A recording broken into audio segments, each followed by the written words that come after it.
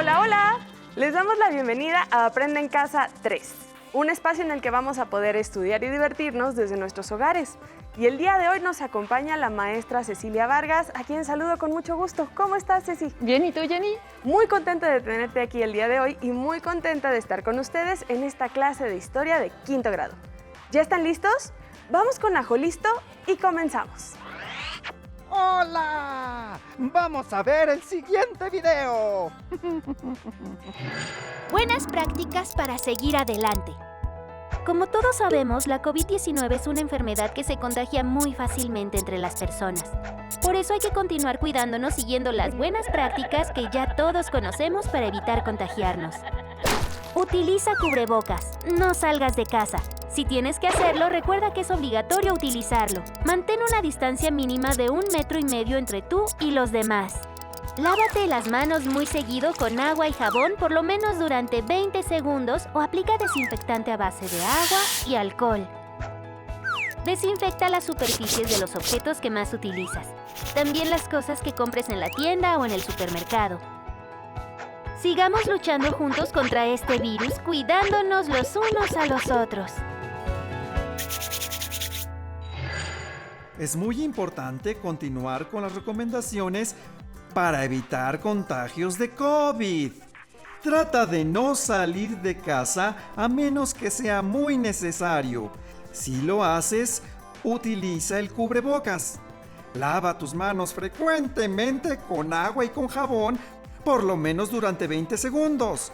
Ahora es momento de seguir con el programa de hoy. ¿Listas? ¿Listos? ¡Muy bien! ¡Nos vemos pronto! Oye, maestra, quiero contarte que estuve revisando la Constitución Política de nuestro país. ¿Ah, sí? ¿Y por qué te nació ese interés?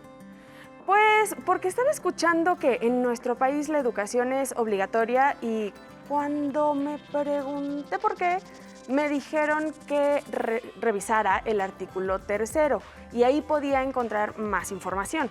Pues claro. Desde que se promulgó la Constitución de 1917, el artículo 3 es el encargado de garantizar el derecho a la educación.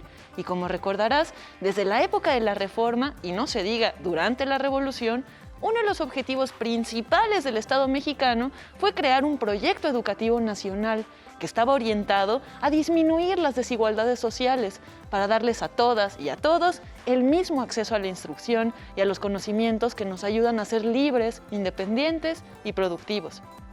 Durante el periodo que nos ocupa el día de hoy, de 1920 a 1970, el artículo 3 se reformó 2 veces. Y desde 1917 hasta el 2020, este ha sido reformado 11 veces. En la actualidad, el artículo 3 dice así: toda persona tiene derecho a la educación. El Estado, Federación, Estados, Ciudad de México y municipios impartirá y garantizará la educación inicial, preescolar, primaria, secundaria, media superior y superior. Corresponde al Estado la Rectoría de la Educación, impartida por este, además de obligatoria, será universal, inclusiva, pública, gratuita y laica. Oh, con este fragmento podemos ver que para el Estado es crucial la educación. Y entiendo el porqué, pero también me pregunto de qué forma será importante para los propios alumnos. Ay, pues ¿qué te parece si escuchamos el punto de vista de algunos de nuestros alumnos? Justo el día de hoy tenemos el testimonio de algunos estudiantes, en donde hablan sobre la importancia que para ellos tiene la educación. ¿Quieres verlo? Sí, por favor, vamos a verlo. Hola maestra Ceci, yo creo que el estudio es importante para cada persona ya que nos permite intercambiar y o discutir opiniones de distintos temas. El estudio también ayuda a desarrollarnos profesionalmente, ya sea dentro de una empresa o crear un negocio propio. El estudio nos da posibilidades de crecimiento en la vida, tener mejor economía y mayor comodidad. En la actualidad sabemos que nuestra sociedad es demasiado compleja. Por esto mismo, hay personas que no pueden acceder al estudio, ya que depende de sus necesidades dedicar tiempo a otras actividades.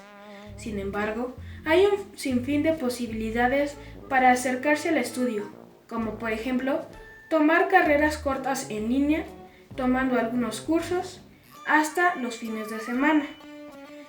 Por esto mismo, no hay pretexto para dejar de estudiar y superarse en la vida.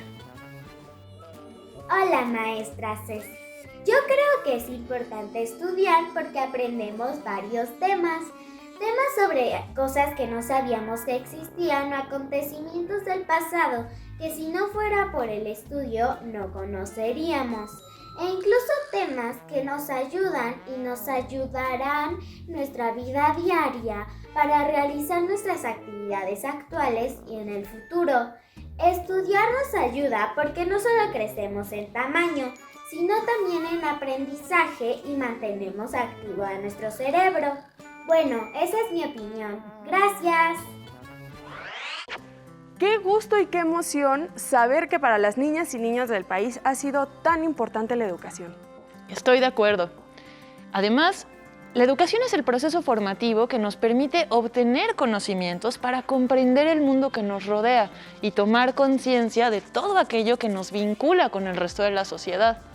Gracias a la educación, construimos nuestras creencias, nuestros valores, nuestros hábitos, nuestras formas de ver el mundo, y esto nos permite desarrollarnos como individuos. En nuestra clase de hoy vamos a hablar un poco sobre cómo ha cambiado la educación pública a lo largo del siglo XX mexicano, entendiendo la relación que existía entre la educación y el gobierno, dependiendo de la época en la que nos encontráramos. Por supuesto, porque la educación en nuestro país se ha modificado tanto como la historia misma. Vamos a averiguar más sobre ello. Excelente. Es importante que comencemos recordando algo que ya habíamos revisado, pues a pesar de que la Constitución, que entró en vigor en el año 1917, no fue sino hasta 4 años después, en el año de 1921, que se creó una institución del gobierno especializada en diseñar la nueva estrategia educativa que buscó unificar a la población del país. ¿Qué quieres decir con eso de unificar, maestra? Lo que quiero decir es que la estrategia educativa pretendía que la población del país fuera homogénea, que se redujeran las diferencias culturales e ideológicas y que se tuvieran los elementos en común para que se identificaran todos como iguales. Por supuesto, porque no es lo mismo un niño de una comunidad rural de Jalisco que una niña de una región urbana de Nuevo León. Exacto. Entender esta diferencia resultaba primordial para atender la necesidad educativa del país. Por eso, ahora la Constitución establece que la educación debe ser inclusiva, o sea, no poner barreras de ningún tipo y dar espacio para que se pueda expresar la diversidad. Esta imagen que vemos en pantalla representa la educación en los años 20, donde a través de la Constitución el Estado pretendía hacer realidad la educación. Sin embargo, esto cambió de alguna manera durante el gobierno de Plutarco Elías Calles, porque, bajo su gobierno, la estrategia educativa para unificar la nación puso un énfasis muy especial en la modernización del trabajo agrícola, para procurar que México pudiera alcanzar la autonomía económica. ¿Cómo que autonomía económica? Buena pregunta. A través de una política económica se buscaba la modernización del país, y esto se pretendió que aumentara la producción de mercancías y productos agropecuarios destinados a la exportación, para que así se contribuyera a tener finanzas más sanas, en vez de pedir préstamos que aumentaran la deuda. ¿Y eso qué tiene que ver con la educación? Pues que durante este periodo, la educación nacional se orientó a inculcar una nueva cultura del trabajo y la productividad, justamente para formar a esos trabajadores que, en teoría, ayudarían al país a alcanzar esa autonomía económica. Con este objetivo en mente, durante los años 20 empezó a ampliarse el alcance de la educación en el campo sobre todo, con el fin de que las regiones rurales pudieran ser parte del progreso del país. Por eso, ahora en pantalla estamos viendo que el vínculo entre el Estado y la educación cambió, pues ahora se buscaba preparar para el trabajo, lo que incluía las escuelas rurales. Ahora bien, este proyecto educativo no terminó con la presidencia de Calles, porque recordemos que después de su gobierno vino un periodo en el que se le dio continuidad a sus estrategias y al control que él mantenía sobre la política mexicana. Por supuesto, estamos hablando del periodo conocido como el Maximato. Exactamente. Fue por esto que también progresaron las políticas educativas y se fortaleció el carácter científico y laico, es decir, sin religión, ¿se acuerdan? Porque como recordaremos, el gobierno de Calles se caracterizó por asumir una actitud combativa en contra de la influencia de la Iglesia Católica en la sociedad y en la cultura. Es verdad. En una clase vimos cómo Calles promulgó una ley que ponía límites al poder de la Iglesia, lo que ocasionó el descontento del clero mexicano y el estallido de la Guerra Cristera. ¡Exactamente, Jenny!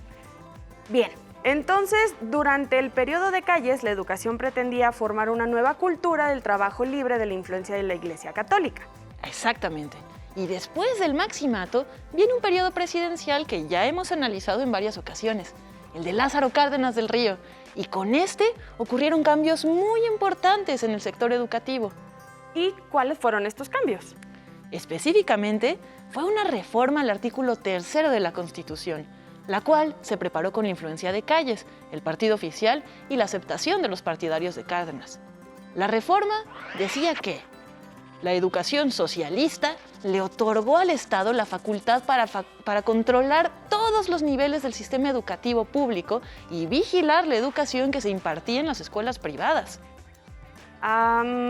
Pero, ¿qué significa la palabra socialista? Bien. En teoría, el socialismo es una doctrina política que propone que sean las clases trabajadoras quienes controlen y administren los medios de producción democráticamente, para que de esa forma exista una distribución equitativa de la riqueza y se alcance la igualdad política, social y económica de todas las personas. A ver si entendí. El socialismo propone que los medios que producen los bienes y la riqueza sean propiedad de toda la sociedad, para que así todos tengan acceso a las mismas oportunidades. Exactamente. Entonces, cuando decimos que Lázaro Cárdenas propuso una educación socialista, lo que queremos decir es que su proyecto educativo tenía el objetivo de acabar con la desigualdad, defendiendo a las clases desposeídas, combatiendo el fanatismo religioso e inculcando valores cívicos y democráticos que le darían a los mexicanos una nueva conciencia de sí mismos como ciudadanos y como trabajadores que estaban comprometidos con el bienestar de su sociedad. Vaya, Cárdenas sí que se tomó en serio la idea de que la educación debía crear las condiciones para la igualdad de toda la sociedad. Suena a que esa fue una época en la que la educación hizo mucho énfasis en el civismo, es decir, en enseñar a los niños y a las niñas a convivir en sociedad. Así fue, tal cual. Aunque hay que decir que en su momento el proyecto cardenista de la educación socialista generó incomodidad entre algunos sectores, porque se consideraba que este proyecto educativo hacía a un lado a las figuras de autoridad tradicional, como la Iglesia Católica y la familia. Lo que se temía era que el Estado no estaba capacitado para inculcar los valores correctos a la sociedad y que la educación socialista solo serviría para consolidar un Estado autoritario y una sociedad inmoral. Pues yo entiendo que hubiera quien temiera que el Estado se volviera más autoritario, pero no entiendo bien por qué pensarían que esta educación era inmoral, si lo que buscaban era la igualdad y el compromiso social con la comunidad nacional. Pues sí, hay que tomar en cuenta que en esta época, para la mayoría de las personas, la moralidad tenía que ver con el respeto a las jerarquías sociales y a las normas religiosas tradicionales. Por eso, el proyecto educativo cardenista significó un cambio y una ruptura muy importante. A esto además hay que agregar que también buscó que los estudiantes entraran en contacto con la realidad de los obreros y los trabajadores, además de que se impulsaron nuevas campañas de alfabetización. Entonces, vaya que se llevaron a cabo medidas para promover la educación en esa época. Sí, este periodo fue uno de los más prolíficos para la educación mexicana. En este momento, se esperaba que las escuelas se convirtieran en agentes de cambio para la sociedad. ¿Y por qué ya no se continuó con ese enfoque educativo? Pues para hacer frente a la polarización ocasionada por la educación socialista y otras reformas que se dieron durante el gobierno de Cárdenas, su sucesor, que fue el general Manuel Ávila Camacho, tuvo que impulsar una política más conciliadora para alcanzar la unidad nacional. A través de una reforma al artículo 3 de la Constitución, se quitó el carácter socialista de la educación que impartía el Estado. Se conservó que sería gratuita, que se basaría en los resultados del progreso científico y que sería laica, eso sí, que respetaría la libertad de creencias. El objetivo de esta reforma fue fomentar el amor a la patria y la conciencia de la solidaridad internacional en la independencia y la justicia. Seguro que con esta medida ya no hubo polarización o inconformidad por algún sector, logrando que los mexicanos que accedieran a la educación se identificaran y tuvieran un sentimiento de pertenencia. ¿Qué otros cambios hubo durante este periodo? Pues, una vez que hablamos sobre este cambio en la orientación de la educación y en la capacidad del Estado para controlarla, es muy importante que mencionemos una medida más que se tomó para eliminar muchas de las barreras que dificultaban el acceso a la educación del país. ¿Es un nuevo cambio de constitución? No, más bien, este cambio va enfocado a los materiales que apoyan la educación y que actualmente nos han ayudado un montón para poder afrontar esta crisis sanitaria. Creo que ahora sí ya sé de qué estás hablando. Los libros de texto. ¡Correcto! Vamos a ver este breve video para que comprendamos un poquito mejor cómo y por qué se tomó la medida de hacer los libros de texto a finales de los años 50. Era el México de la mitad del siglo XX, el umbral de una nueva década, 1960. La consigna: llevar educación a niñas y niños de todo el país. Enseñanza gratuita y obligatoria, 2 preceptos consagrados en la Constitución. El obstáculo: libros de texto costosos, inaccesibles y de mala calidad. Pero un acontecimiento histórico cambiaría el rumbo de la formación educativa. 14 de enero de 1960. Por primera vez, los libros de texto eran gratuitos, accesibles a todos los niños de primaria. En sus manos tenían la fuente del conocimiento que llegaba hasta su propio salón de clases.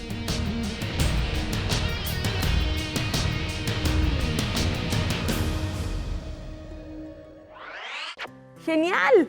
Entonces, con esto podrían acabarse por fin las desigualdades a lo largo del país. Pues más o menos, Jenny.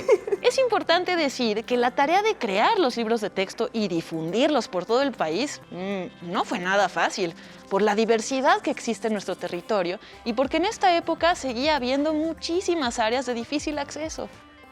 Pues sí, es cierto. Imagínense tener que diseñar un material que cumpla con las necesidades educativas de todo el país y que también sea respetuoso con la diversidad étnica y la cultura de cada región y que además pueda ser atractivo para todos. La verdad es que sí suena muy difícil. Claro, y todavía más que sea gratuito.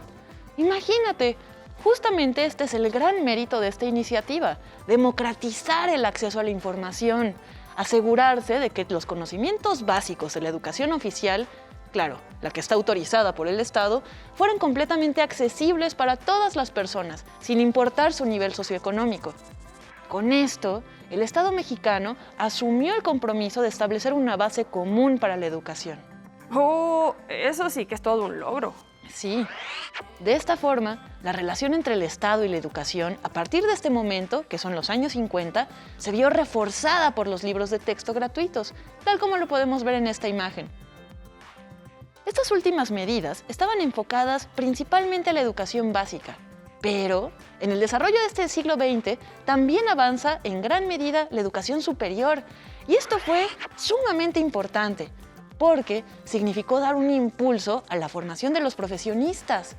Los profesionistas son personas con entrenamiento especializado, como médicos, ingenieros, abogados, químicos, arquitectos, sociólogos, en fin, todos los trabajos y ocupaciones que constituyen la base y la fuerza de un país. Por supuesto, estoy segura que la mayoría de nuestros alumnos que nos acompañan desde casa conocen una universidad importante que esté en su estado. Seguro que sí. Entre el año de 1930 y 1970 se fundaron un gran número de universidades públicas en Nuevo León, Jalisco, Puebla, Querétaro, Campeche, Hidalgo, San Luis Potosí, en todos los estados.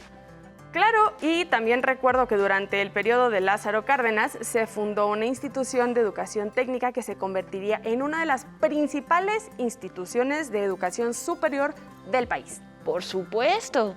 Esta escuela se encargó de formar una gran diversidad de profesionistas en carreras técnicas, con miras a que ellos apoyaran el desarrollo tecnológico del país y con esto, pues se fomentara el progreso. Claro que sí, como lo que sucedió después de la expropiación petrolera. Precisamente, Jenny. Al haberse llevado las empresas extranjeras a la mayoría de los técnicos que controlaban la maquinaria y que sabían cómo construir la infraestructura, pues resultó primordial formar a nuevos técnicos mexicanos que pudieran apoyar en los trabajos de extracción del petróleo. Bueno, pero también siguió creciendo la Universidad Nacional, ¿no? Ah, bueno, por supuesto, no podemos dejar de mencionarla. Pero para esta época, la Universidad Nacional, a pesar de que había estrenado unas modernísimas instalaciones en 1954, la verdad es que ya no era suficiente para atender a la creciente necesidad de profesionistas en el país. Y además, se dificultaba el acceso a ella, pues porque estaba ubicada en la Ciudad de México. Así, para brindar nuevas opciones de educación superior que lograran alcanzar a otras regiones del país, durante estas décadas aumentó el número de universidades y estas se diversificaron. De esta forma, el Estado contribuyó con la educación superior para formar profesionistas que apoyaran la consolidación de México. El día de hoy aprendimos sobre los cambios que hubo en el sistema educativo mexicano durante el siglo XX. Aprendimos sobre la importancia del artículo 3 constitucional para sentar las bases de la educación, el impacto de la educación socialista en la década de los 30, la importancia de los libros de texto y la ampliación y diversificación de la educación superior. Además, vimos cómo en esta etapa quedó consolidado el deseo por fomentar la educación de carácter nacional que fuera gratuita y obligatoria, que garantizara la laicidad y que por encima de las diferencias regionales creara un sentimiento patriótico, algo por lo que se venía luchando desde la época de la Reforma y la Revolución Mexicana. Les invitamos a que averigüen cuáles son las escuelas más antiguas en sus localidades, para que con ello puedan saber si alguna pertenece a la época que analizamos hoy. Esta fue una época en la que la modernización significó cambiar la mentalidad de la sociedad, difundir una versión unificada de los conocimientos básicos y darle al Estado la capacidad para controlar la educación nacional. Maestra Ceci, fue una clase muy interesante y aprendí mucho más del artículo 3. Muchísimas gracias. Gracias a ti, Jenny. Nos vemos en la siguiente clase. Si te es posible, consulta otros libros y comenta el tema de hoy con tu familia. Si tienes la fortuna de hablar una lengua indígena, aprovecha también este momento para practicarla y platica con tu familia en tu lengua materna. Por hoy hemos terminado con la educación en México durante el siglo XX, de historia de 5º grado, y espero lo hayan disfrutado tanto como nosotras. Le damos las gracias a las maestras y los maestros que el día de hoy nos dieron clase. A continuación, educación física. Nos vemos en la próxima, pero antes, vamos a movernos un poco.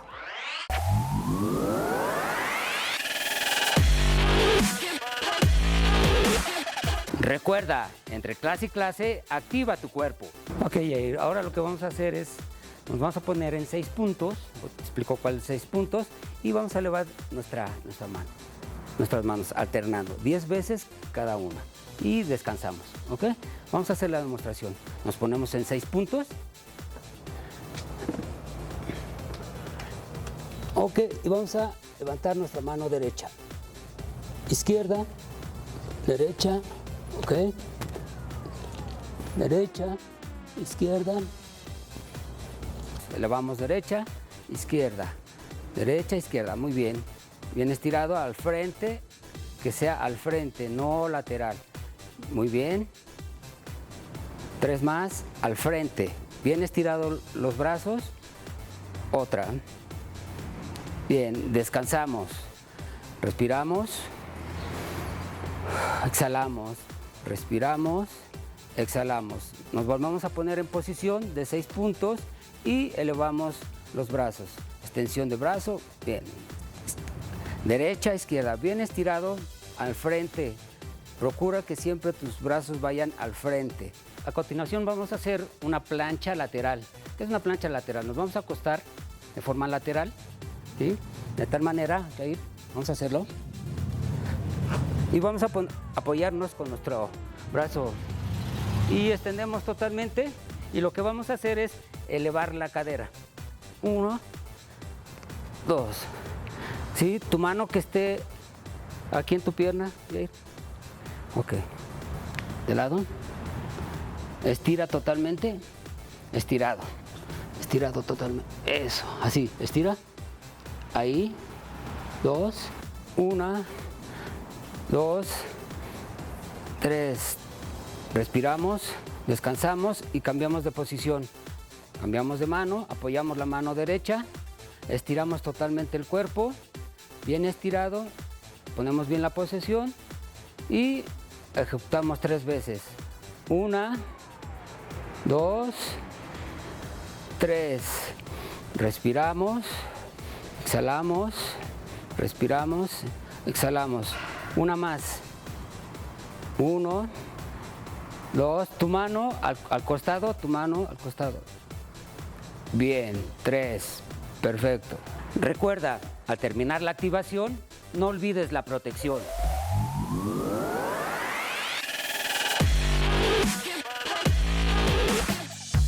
Si no tienes el libro de texto o necesitas ayuda para responder las preguntas, contáctanos. Para solicitar apoyo pedagógico, comunícate con maestras y maestros de lunes a viernes de 8 a 20 horas al teléfono 55 41 72 04 13 con 100 líneas. También puedes encontrar los libros de texto en la página conaliteg.sep.gov.mx. Si quieres volver a ver los programas de Aprende en Casa, los puedes encontrar en la siguiente liga: aprendeencasa.sep.gov.mx. ¡Nos vemos! ¡Adiós! Momento de jugar, tiempo de contestar. Aprende rápido y vuelve a jugar. Responde la pregunta, ven a participar. Hay 5 segundos, vamos a contestar. Bienvenidos y bienvenidas una vez más a nuestra cápsula de Aprende Rápido. ¿Están listos y listas para probar sus conocimientos? ¡Sí! ¡Comencemos! La pregunta de hoy es del eje temático Historia Universal. ¿Qué colonia española en Asia dependió de la Nueva España hasta 1821 y en 1898 obtuvo su independencia de España? A. Indonesia. B. Filipinas. C. Malasia.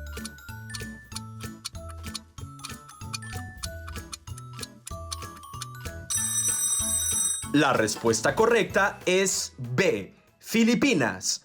La Capitanía General de las Filipinas dependió de la Nueva España desde 1565 hasta 1821.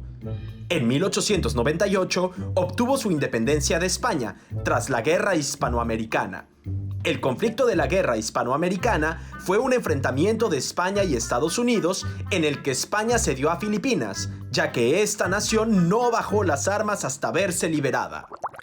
Esto es todo por ahora. No olviden que mantener una alimentación balanceada y beber mucha agua simple nos mantendrá fuertes y sanos. Nos vemos en la siguiente cápsula de Aprende Rápido.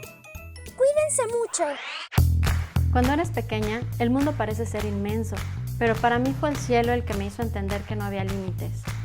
Un día en la televisión vi un programa sobre el telescopio espacial Hubble y fue ahí cuando lo supe. Quería inventar algo que viajara al espacio, así que decidí escribirle una carta a la NASA para contarles mi sueño. Para mi sorpresa y la de mi familia, tiempo después llegó una caja llena de libros que abrieron mi mundo para asomarme al universo. Desde ese momento, decidí dedicarle toda mi energía a aprender lo necesario para cumplir mi sueño, aunque muchas veces la gente me dijera: las niñas no pueden, son cabezas huecas. Esas voces me retaron para estudiar y trabajar en crear algo que algún día fuera al espacio, y lo logré. Así que junto con otros científicos creamos un sensor que viajará en las próximas misiones que llegarán hasta Marte. El universo me enseñó que no existen fronteras cuando se trata de abrir tu mente y alcanzar tus sueños.